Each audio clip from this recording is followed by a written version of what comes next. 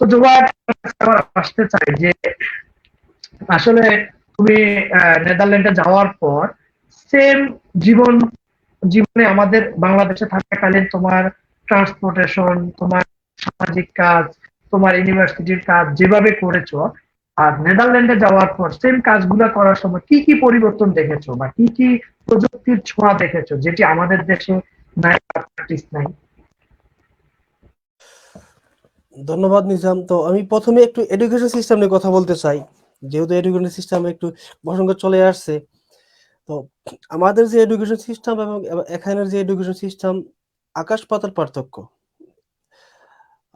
গ্রাম ভাষায় কথা আছে যে উগারতলা আর আর আগরতলা দুইটা এক না। বাংলাদেশ উগারতলের পর্যায়ে পড়ে আছে। আসলে আমি একেবারেই মনে করতে পারতেছি যে আমার যে ব্যাচেলর লাইফে যে রিসার্চ মেথোডোলজি করাইছিল, উনি কি পড়াইছে আল্লাহই জানে।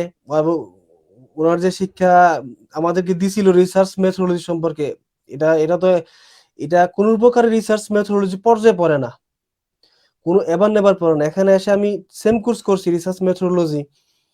তো সেই কোর্স করতে গিয়ে আমার শরীর থেকে প্রচুর ঘাম ঝরাইছে এবং আমার অনেকগুলো আর্টিকেল পড়া লাগছে।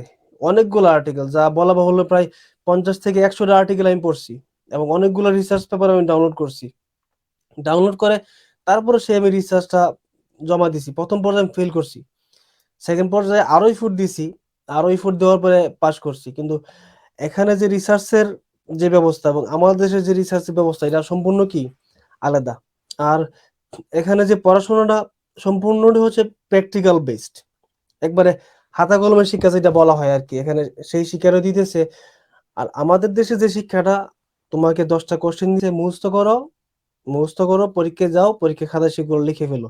দ্যাটস দ্যাটস এই যে পড়াশোনার একটা আমূল পরিবর্তন দেখা গেল কি, আমরা বিবিএমবি শেষ করে ফেলছি কিন্তু আমাদের প্রেজেন্টেশন স্কিল আমরা অর্জন করতে পারি নাই। আমাদের তো ইউনিভার্সিটিতে প্রেজেন্টেশন স্কিলটা কিভাবে অর্জন করবো সেভাবে আমাদের ভালোভাবে শেখানো হয় নাই। তাছাড়া এখানে ক্লাস 5-6-এ পড়ে অথবা এরকমই সবাই মোটামুটি ইংলিশে কথা বলতে পারে। এটা এরা যে ইংলিশ মিডিয়ামে পড়তে হবে এরকম না। এরা এদের যে ডাচ মিডিয়ামে পড়াশোনা করে 5-6 বছর পোলাপান, এরা ইংলিশ কথা বলতে পারতেছে। আমি যখন জিজ্ঞাসা করি how are you, I am fine, how are you, how old are you, there মানে ছোট ছোট বাচ্চারাও এদের সাথে কথা বলতে পারি আমরা। আর আমাদের দেশে চিন্তা করেন, আমরা যারা অনেকে বিবিএমবি শেষ করা, কিন্তু আমরা আমরা ইংলিশে যে আমাদের সেকেন্ড ল্যাঙ্গুয়েজ, অথবা এটা খুবই বর্তমান বাংলাদেশের জব ক্ষেত্রে সব ক্ষেত্রে এটা খুব গুরুত্বপূর্ণ, আমরা তো এটা অর্জন করতে পারতেছি না। এটা তো হচ্ছে আমাদের ব্যর্থতা। আমাদের এডুকেশন সিস্টেমটা খুবই ব্যাকডেট আছে। এটা অবশ্যই আমি মনে করি যারা ঊর্ধ্বতন কর্মকর্তা আছে এরা অবশ্যই সবকিছু জানে। এরা চাইলে কি আস্তে আস্তে পরিবর্তন আনতে পারে। আর প্রযুক্তির ছোঁয়া বলতে যদি আমি কথাবার্তা বলি, one of the best digital country. এখানে আমাদের দেশের মতো সামনে ডিজিটাল লেখা নাই, তবে one of the best digital country in the world. আমার আমার খুবই ক্লোজ ভাই আছে যারা ইউকে থেকে আসছে। তো এরা মাঝে মধ্যে বলেছে যে এরা ইউকে 5-7 বছর থাকছে, ইউকে তো পড়াশোনা করছে, কিন্তু এরকম ডিজিটাল ইউকেও না। এখানে আমাদের একটা নাম্বার আছে, মানে এদেরকে বলা হয় বিএসএন অথবা বিএসএন নাম্বার, যেটা হচ্ছে মূলত আইডেন্টিফাই নাম্বার।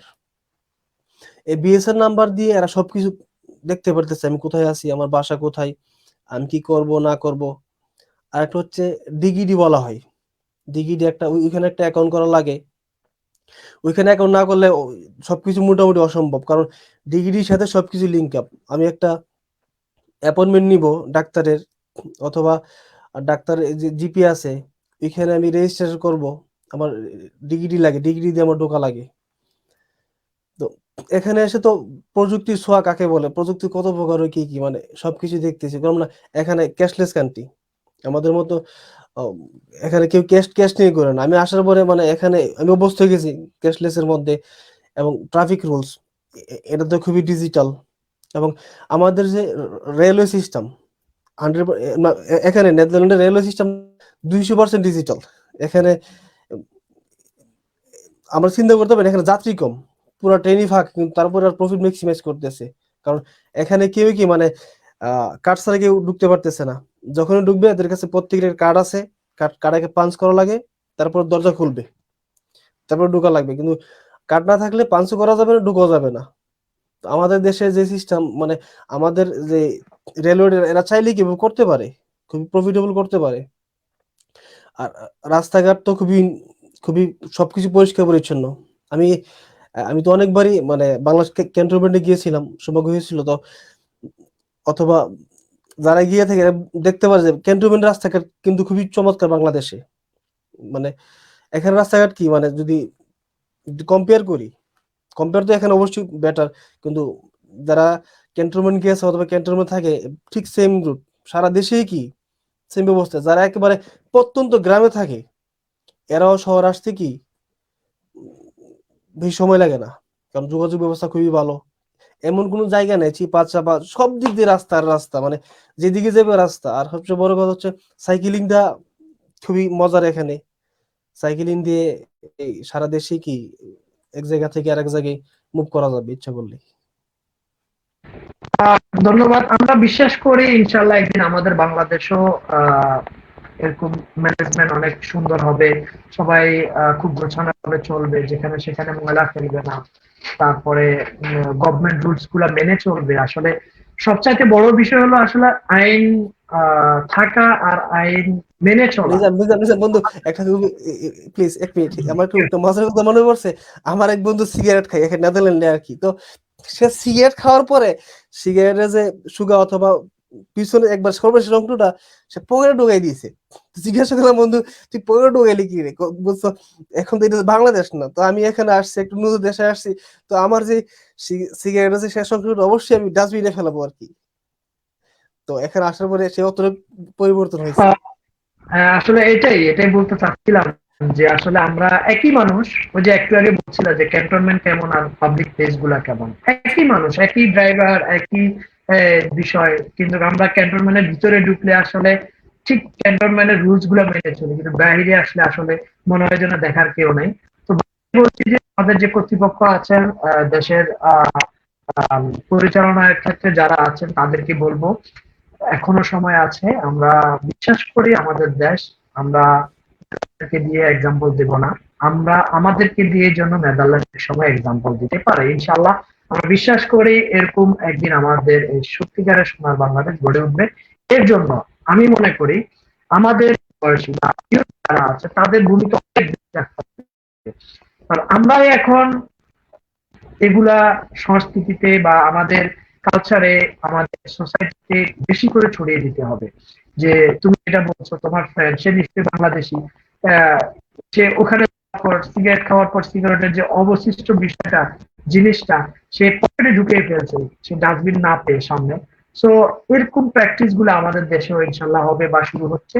তোমাকে আমাকে দিয়ে, আমাদের ফ্যামিলি, যার যার ফ্যামিলিকে দিয়ে শুরু হবে। আমরা আমাদের সবাই নিজ নিজ জায়গা থেকে প্র্যাকটিস গুলো করবো। আমরা আমাদের যতটুকু সম্ভব সোসাইটিতে এটি ছড়িয়ে দিব। আর তোমাদের যারা তোমরা উন্নত রাষ্ট্রগুলোতে গিয়েছো, তোমাদেরও আমি বিশ্বাস করি আহ অনেক দায়িত্ব আছে। হ্যাঁ, যে আমাদের দেশের জন্য কাজ করা, বা দেশে ওখান থেকে শিক্ষা গ্রহণ করে এসে ওখানে কি তুমি দেখলা পরিবর্তন, যেটি আমাদের দেশে নাই। যেটি আমাদের সবার জন্য মঙ্গল, সেটি আমাদের দেশে কিভাবে সুন্দরভাবে মানুষের মাঝে ছড়িয়ে দেওয়া যায়। আসলে আমাদের সবার দায়িত্ব আছে এই দেশের জন্য। সবাই দেশের জন্য কাজ করা উচিত, যে যেখানে আছে।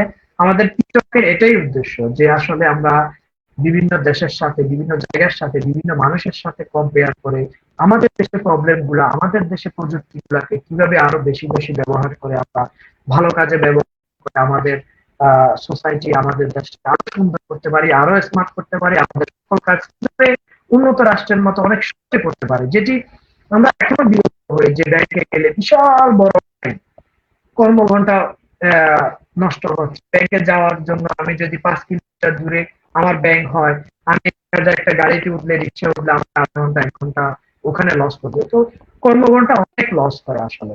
তো এক্ষেত্রে আমাদের কর্তৃপক্ষরা খেয়াল রাখবে, এবং বেশি বেশি করে যেন প্র্যাকটিস করা হয়, সেটি আসলে খুবই দরকার।